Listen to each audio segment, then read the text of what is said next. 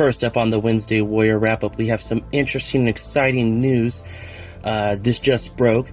Hasbro and Mattel have joined together permanently, becoming Hastel. They're launching a new line of crossover figures to celebrate with this cool-looking Skeletor O-ring figure from like G.I. Joe. They're going to come out with a new game where you can pick your characters and have them fight like Smash Bros. Or, you know, Street Fighter. It's amazing. And they've decided on the name Hastel for Hasbro and for Mattel. You got those two, you mash it together, and I'm just kidding. This is an April Fool's joke. There is no way that they would merge together, but they are working together on different things now, which is still crazy to me to think. But this is an April Fool's joke, because how many times will I be able to have a Wednesday Warrior on an April 1st? I mean, maybe more than once, but I had to pull it here. They are not merging into one company. That was a horrible joke. Now on to some actual real news. Everything else from this point on is real. I just wanted to pull an April Fool's joke here. Now that we got that tomfoolery out of the way, first up on the Wednesday Warrior wrap-up for reals this time, we have a look at some Transformer stuff from both Hasbro and Takara. First up, we have a look at two new offerings from Takara that we talked about a bit ago, but now we have full images of them. First up is the MPG, is it MPGM, the Masterpiece line that they're doing. We have, it's Secret Agent RC. This is just the prototype toy version of the original toy. Like, we got a missing link, but done up on the Masterpiece RC. Really cool. But the really exciting thing is we're finally getting the rest of G2 Motormaster, or Minosaur, I mean, with that of a box set that will complete the set in one go. We did get 3 of them already here in the US, but this set will be available in Japan, and they'll import it here through Hasbro Pulse or BBTS probably. I have a feeling, I don't think these other 3, except for Legacy Breakdown, ever made it to the Japanese market. I don't even know if he did, so it might be one of those things where this is just them getting it for the first time, whereas we have 3 of the 5 limbs, so there might be a chance of the other 2 Minosaur pieces being Motormaster, and I think it's Deaden, or no, Breakneck. Either way, I think it's Wild Rider. Those 2 might come out still here in the US, so if you've already collected the other 3, you might be able to finish it. These do take about a year to get made and sent to the US, so if you want to, pre-order it when it does go live on Pulse of BBTS, and then wait and see what Hasbro announces through the summer and the rest of spring. Maybe we'll get those other 2, and then you can decide which one you want. There is different paint apps on the Japanese one. They put more into it, so about UV paint and doing like more stuff to it, so it will probably ultimately be better looking than the American one once all is said and done, which just happens a lot. I mean, we're going to be talking about that a little bit more actually right now after that. When it comes to Hasbro's side of things, to celebrate the 30th anniversary, I believe it is, of Beast Wars, they are doing a Beast Wars Predacon pack where it comes with Megatron, Inferno, was it Pterosaur, Arachnia, Scorpionox, Tarantulas, and Waspinator. Did I miss anyone? I think that's everyone. But it is a full set, and it does have better paint apps. It's about a $220 set. In my opinion, compared to current MSRP, it would be about $242. Compared to original MSRP, it would be about $215. So you're paying $5 for a really cool box and really cool paint apps. So it's a really great deal if you missed out on the Kingdom ones or the Takara 2-packs a while back. And that's what I was talking about when it comes to these paint apps that are more paint hits on things, kind of like that Optimus Prime that came in that 3-pack of different Optimus Primes through the process, where it had all these paint deco hits. It's a premium item that they could put more paint apps into, so it's really cool. If you want to pick it up, it will be in the links down below with everything else. I am very excited about this. We're probably going to get a maximal one later on. It will probably be a little bit cheaper because it is mostly Voyagers and a couple of, I think, like 1 core and 1 deluxe. No, there's 2 deluxe and 1 core if they do the original team for seasons, like the Predacon side, but there are some characters the Predacon side that aren't, you know, things like that. But yeah, really cool set. If you want to pick it up, it will be available right now. The other 2 from Takara won't be available until probably later on next week or later on in the month. And today was a G.I. Joe live stream from Hasbro. They had all kinds of amazing things. Some of it we already knew was coming, but they finally went for pre-order, that being the retro carded Wild Bill, Grunt, and Techno-Viper. So that's really awesome. They're available right now, along with the Slaughter's Marauders 2-pack of, I think it's Red Dog and another character I'm putting a blank on their name of. And then finally the Destro with his Iron Grenadier outfit and his vehicle went live. All of them are available right now for pre-order, but we also got some digital renders, some name drops, and a little teaser item. The teaser item was this cool golden crown, which looks really awesome. People are already speculating what it's going to be. I have my own ideas. Let me know in the comments down below what you think it's going to be. And then we also got a look at a digital render of Scarlet and another character from Ninja Force, so more Ninja Force. I'm very excited. They even said something about possibly another 2-pack down the road. They did not say if it was Ninja Force, but I kind of feel like maybe that's what they were saying. So I'm very excited for that, to complete the Ninja Force group, because we just got Ninja Force Zartan, so that's really cool. Then we also got a look at some name-only drops with another character from the Iron Grenadiers, I think it's a Toxic Viper, and then one other character that the name is there, but I'm pulling a blank on it right now. But yeah, lots of cool stuff revealed and went up for pre-order. We're also going to be getting the 2-pack for the Ramp Rats, for the Rattler. So if you want to pick those up, that will be going live next Thursday on the 9th, 1 p.m. Eastern, 10 a.m. Pacific for premium fans, and then an hour later it will be available for all fans. They are really cool looking. It's just a fun little thing to add on to your Rattler. But yeah, that is everything G.I. Joe that was shown off. I'm very excited for everything that we've seen. We still have Yo-Jo June coming, and we're going to have July, where we're going to have Comic-Con, so there's a lot more G.I. Joe to be seen. And real fast, in some NECA toy news, specifically Holothon, I forgot to cover it the last 2 weeks, I think. So this week and last week I'm talking about right now, we got the Mirage Turtle, no, not the Mirage Turtles, the Usagi Jimbo-verse Turtles, which we did talk about a while back, and Usagi Jimbo. Then we got Pee-wee and Oscar the Grouch as Super Grover, and some other characters, but I wanted to show them off here and share the link to the Target Holothon, because I wanted to make sure that I covered it here so we could keep it in the little notes of our videos of how the Holothons went, when they happened, all that stuff like we've covered in the past, and I completely forgot it was happening. I just made the blatant post a while back that it was going to be happening, but it has started. It's going to go, I think, till April 10th. It's every Friday, so very early in the day. I think it's like 6 a.m. every Friday, which is what most times Target's drops are. Today they were supposed to drop a Marvel figure, but it never kind of went live or anything like that. It was a Deadpool movie figure of Wolverine without his shirt on from the final scene. But yeah, really cool stuff from NECA. I'm really excited for the Super Grover, but I'm also kind of hesitant because I'm like, do I want to wait for a regular Grover? But I'll probably pick this up if I see it in stores. I'm not going to try to buy it online. Same with the Michelangelo here. If I see it in stores, I'll definitely pick it up, but I'm going to wait so I can find it on the hunt and not just buy it online. But yeah, lots of cool stuff, more to come when it comes to NECA Holothon. And in McFarlane toy news, the Supergirl movie is coming soon, and so McFarlane has dropped their Supergirl movie figures with three different Supergirl figure variations that you can pick up, and then Lobo and his bike, and what I'm assuming is the villain character from the movie. They all look really cool, but the thing that really caught my attention this week is the Platinum Chase version of Hellboy. We saw it at Toy Fair, but are now seeing it available on McFarlanetoys.com. You can buy a case of the standard one. You have a guaranteed one of the 6 being this version. I'm hoping that it's going to be easier to find out in the wild.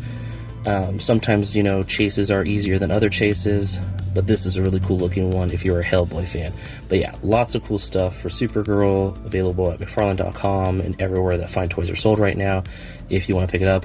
I don't believe any of the 6 shown here from the Supergirl movie are Platinums or chases or exclusives. They might be, but I don't know. They might have chase versions a lot of times with movies that doesn't happen too much compared to the comic versions. But yeah, I will keep you posted on anything when it comes to a little bit of Jetta toy news. Not so much Street Fighter, but there is some Street Fighter stuff out there going around. During WonderCon, they showed off some toys again, and the thing that caught my attention more than the Street Fighter and even the Mega Man that's shown here, which I really like that they have Proto Man finally coming, and he's going to have a soft goods scarf. Cannot wait to buy that one. Snake Man looks amazing. I think that's another version of Mega Man. I could be wrong.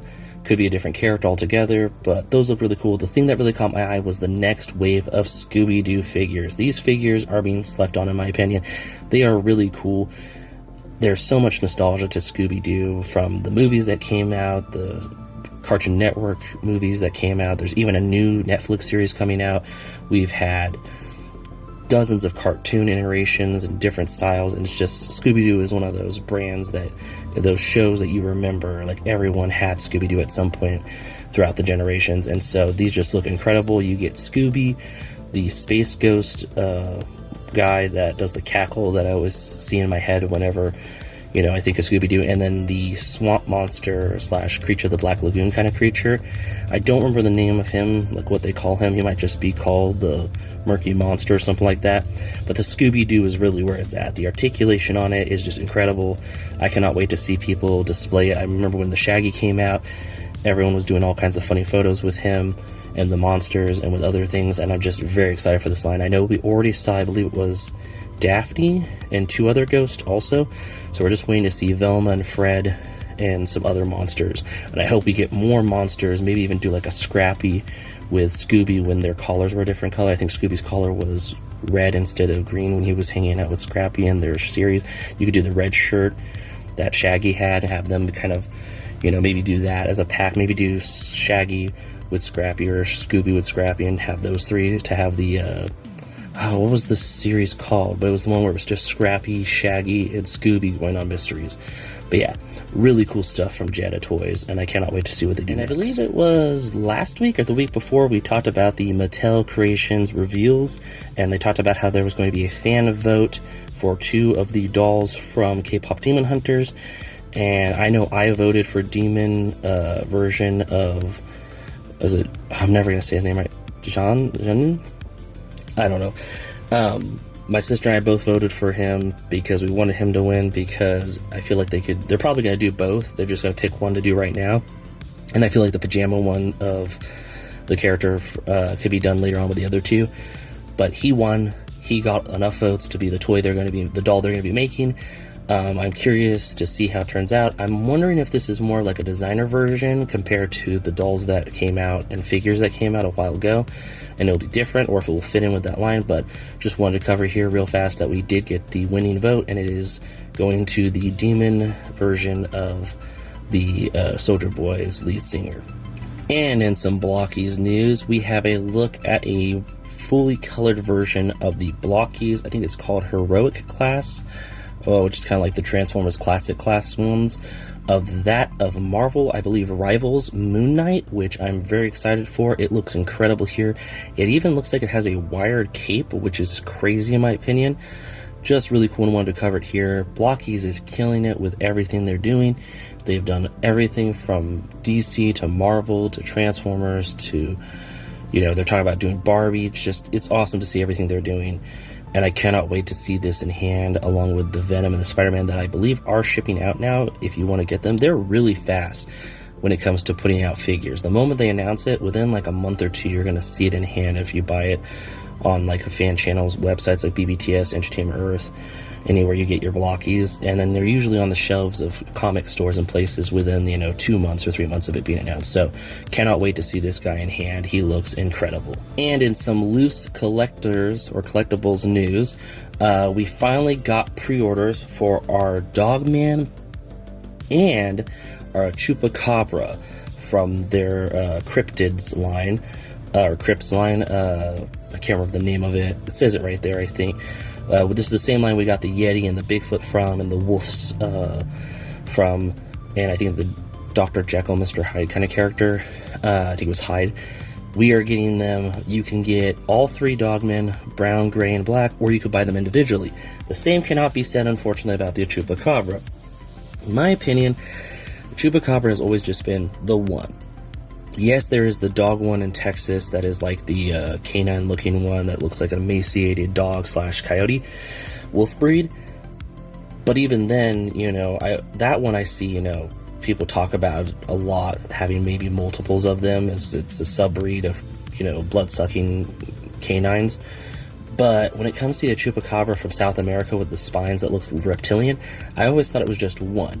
So the unfortunate part here is you can only get them in a 3-pack for $100, so it's about $33 and some odd cents per figure. It is a smaller figure compared to the rest of theirs. I think it's actually the smallest figure they've made, but it's still super articulated. these are really cool, and they're definitely down my alley when it comes to more realistic looking cryptids. And I'm definitely interested in them. I just don't feel like I have a need for 3 Chupacabras, so I might have to find a way to kind of like buy it and then sell the other 2. And then again, at the same time, you know, some people believe that the Chupacabra from South America was actually an alien creature, so it could work having 3 of them. You could paint the other 2 different colors, so there's ways around it if you wanted to have it. But either way, I believe the Dogmen are about $60 each, which is pretty fair compared to the Sasquatch and the Wolf Monsters, which I believe are $100 plus. But even when it comes to these are artisan toys like Mythic Legions and other things that we've talked about here. These aren't just, you know, things you'd find on the shelf. These are things that you have to go looking for that are artisan toys. So there is a bit of a price to them, but they are super articulated. They do really cool characters and stuff like that. But yeah, if you want to pick them up, they are available at BBTS right now. Link will be in the description. And some Kickstarter news.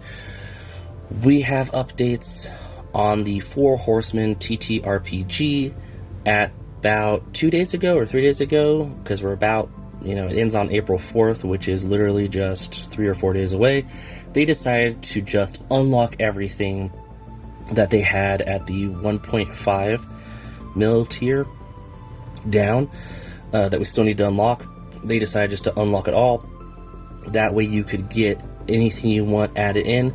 It's pretty genius, because now what it means is instead of waiting till the last minute when you know a lot of people are going to wait to back it and worry that it's going to hit that 1.5 mil, which is like 105, was it 105,000, something like that. Anyways, the 1.5. If it hits that literally in the last hour, people will have to scramble to add on as many goblins or villainous paladins or all those ones they want.